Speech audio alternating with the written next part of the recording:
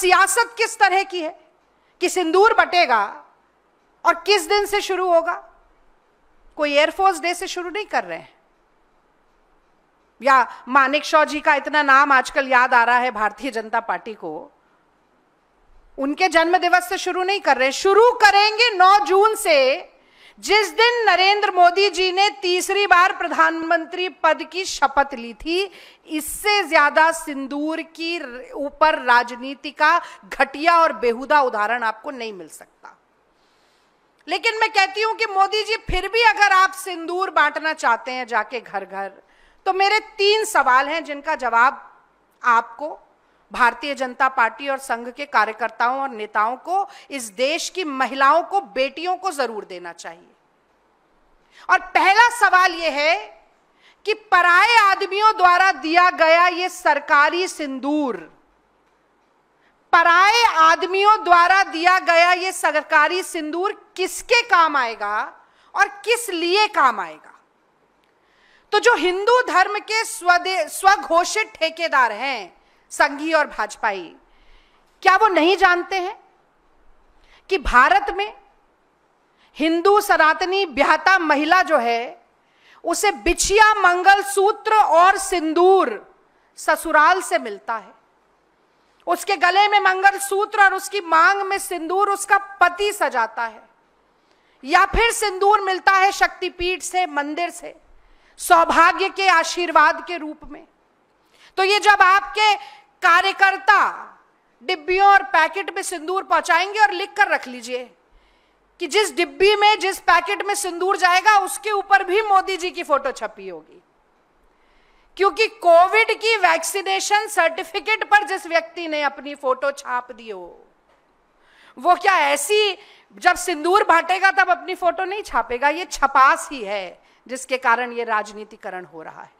मैं तो समझती थी कि पसीना मलकर चेहरा चमकाते हैं, अब सिंदूर और वर्दी पर सियासत करके चेहरा चमका रहे हैं। तो जब वो पराया मर्द मोदी जी की फोटो पे छपा हुआ पैकेट सिंदूर का ले जाएगा, तो वो किसी ब्याहता महिला के काम नहीं आएगा, वो काम आएगा मोदी जी के, वो काम आएगा मोदी जी के प्रचार के, और वो काम आएगा मोदी जी की सस्ती और ओछी सियासत के, राजनीति के, पॉलिटिसाइजेशन के। अब मैं दूसरा सवाल पूछती हूं। मैं ये भी जानना चाहती हूं कि किस मुंह से भाजपा और संघ के नेता कार्यकर्ता जाएंगे और ये सिंदूर बांटेंगे, जब पहलगांव के शहीदों की विधवाओं की सूनी मांग चीख चीख कर पूछ रही है कि उन दुर्दांत आतंकवादियों को कब पकड़ा जाएगा?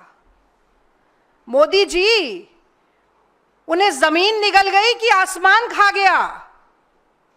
उन विधवाओं को इंसाफ कब मिलेगा? ये देश की महिलाएं आपसे पूछेंगी जब आप वो सिंदूर का पैकेट और डब्बा लेकर जाएंगे।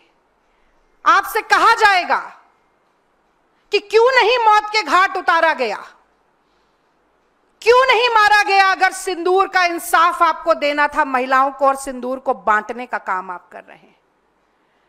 मैं जानना चाहती हूं कि किस मुंह से जाएंगे भाजपा और संघ के नेता, जब भारतीय जनता पार्टी के राज्यसभा का सांसद रामचंद्र जांगड़ा उन्हीं शहीदों की धर्म पत्नियों के लिए कहता है कि ये तो वीरांगना ही नहीं है, इनमें तो वीरांगनाओं वाला भाव ही नहीं है, हाथ जोड़कर रो रही थी, गिड़गिड़ा रही थी, कोई जोश जुनून और जज्बा इनमें नहीं है। ऐसा व्यक्ति जब तक भारतीय जनता पार्टी में है, निष्कासित नहीं किया जाता, सांसदी उतार कर फेंकी नहीं जाती उसकी, तब तक किस मुंह से जाकर आप सिंदूर बांटने का काम करेंगे? मैं जानना चाहती हूं। मैं जानना चाहती हूं कि कैसे मुंह दिखाएंगे इस देश की महिलाओं को, बेटियों को, नारी शक्ति को, जब शहीद विनय नरवाल की पत्नी ने केवल यह कहा कि हिंदू मुसलमान मत करो, मत करो हिंदू मुसलमान, क्योंकि पाकिस्तान के आतंकवादी आए थे, धर्म पूछकर मार के गए हैं। ये आईएसआई का पाकिस्तान का जो एजेंडा है, उसे पेडल मत करो, मत करो हिंदू मुसलमान। लेकिन संघी भाजपाइयों को ये कैसे बर्दाश्त हो सकता है कि वो शहीद की पत्नी, शहीद की बेवा ही क्यों ना हो, शहीद की विधवा ही क्यों ना हो, उसने मुंह से तो हिंदू मुसलमान एकता की बात कर दी ना। तो उसको अपमानित करो, उसको लज्जित करो और आसमान और जमीन एक कर दो। उसको गालियां देने में किस मुंह से जाएंगे आप सिंदूर बांटने के लिए? क्या मुंह दिखाएंगे आप देश की बेटियों को? और मैं जानना चाहती हूं कि वो विजय शाह, कर्नल सोफिया कुरैशी मांग में सिंदूर नहीं लगाती है, पर वो भारत माता की उतनी ही बेटी है जितनी हर वो महिला